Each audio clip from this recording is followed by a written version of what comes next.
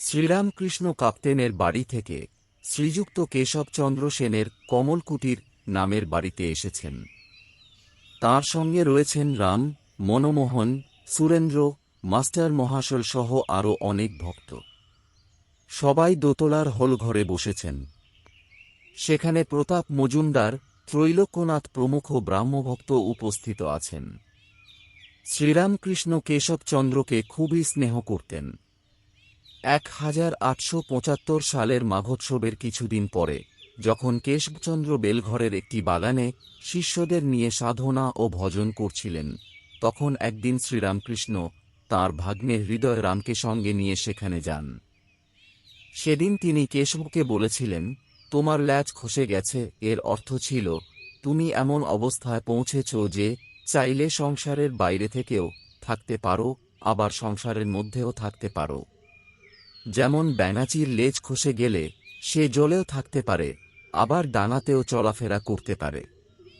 এরপর দক্ষিণেশ্বর, কমলকুটির, ব্রাহ্মসমাজ সহ নানা স্থানে শ্রীরামকৃষ্ণ কেশবকে বিভিন্ন সময়ে নানা উপদেশ দিয়েছেন।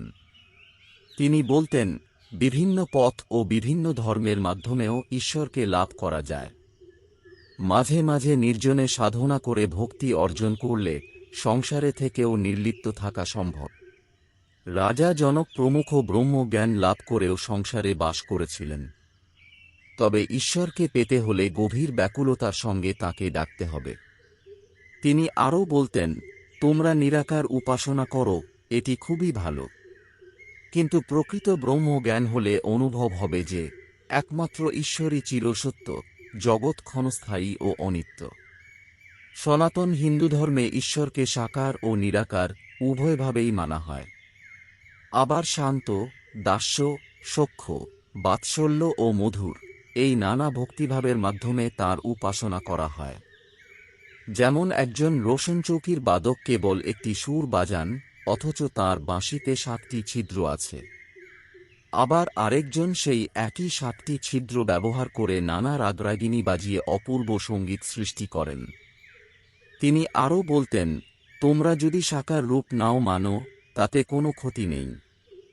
নিরাকার ঈশ্বরের প্রতি অটল নিষ্ঠা থাকলেই যথেষ্ট। তবে সাকার ভক্তদের আন্তরিক ভালোবাসা ও আকর্ষণটুকু গ্রহণ করা ভালো। ঈশ্বরকে মা বলে ডাকলে ভক্তি ও প্রেম আরও গভীর হয়। কখনো দাসের মতো, কখনো বন্ধুর মতো, কখনো সন্তানের মতো, আবার কখনো প্রেমিকের মতো তাঁকে ভালোবাসা যায়।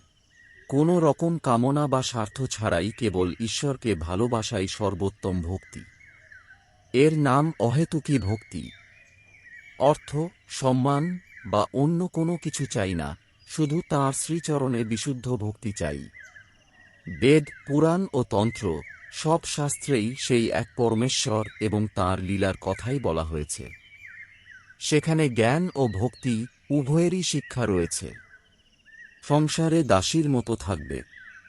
দাসী মনিবের বাড়ির সব কাজ করে, মনিবের সন্তানদের নিজের সন্তানের মতো যত্ন করে আমার হরি, আমার রাম বলেও ডাকে, কিন্তু অন্তরে জানে তারা তার নিজের সন্তান নয়। তেমনি সংসারের সব কর্তব্য পালন করবে, কিন্তু মনে জানবে সবই ঈশ্বরের। তোমরা যে নির্জনে সাধনা করছ তা খুবই ভালো, তাঁর কৃপা অবশ্যই লাভ করবে। রাজা জনকও দীর্ঘকাল নির্জনে সাধনা করেছিলেন। সাধনা ছাড়া সংসারে থেকে সত্যিকার নির্লিপ্ত হওয়া যায় না। তোমরা মানুষের কল্যাণের জন্য বক্তৃতা দাও, এটি ভালো, কিন্তু ঈশ্বরকে প্রত্যক্ষভাবে উপলব্ধি করে তাঁর আদেশ পেয়ে যদি মানুষকে শিক্ষা দেওয়া যায়, তবেই সেই শিক্ষা সত্যিকার উপকার করে। ঈশ্বর লাভ না হলে তাঁর আদেশও পাওয়া যায় না। যাঁরা ঈশ্বরকে লাভ করেছেন তাঁদের কিছু বিশেষ লক্ষণ দেখা যায়। কখনো তাঁরা শিশুর মতো সরল, কখনো জড়ের মতো নিশ্চল, কখনো উন্মাদের মতো আত্মভোলা, আবার কখনো জগতের নিয়মের ঊর্ধ্বে অবস্থান করেন। যেমন ছিলেন শুকদেব প্রমুখ মহাপুরুষ। শ্রীচৈতন্যদেবও কখনো শিশুর মতো, কখনো প্রেমোন্মাদের মতো নৃত্য করতেন, কখনো হাসতেন, কখনো কাঁদতেন, কখনো গান গাইতেন। আবার পুরীধামে অবস্থানকালে অনেক সময় গভীর সমাধিতে নিমগ্ন হয়ে সম্পূর্ণ জড়বৎ হয়ে থাকতেন।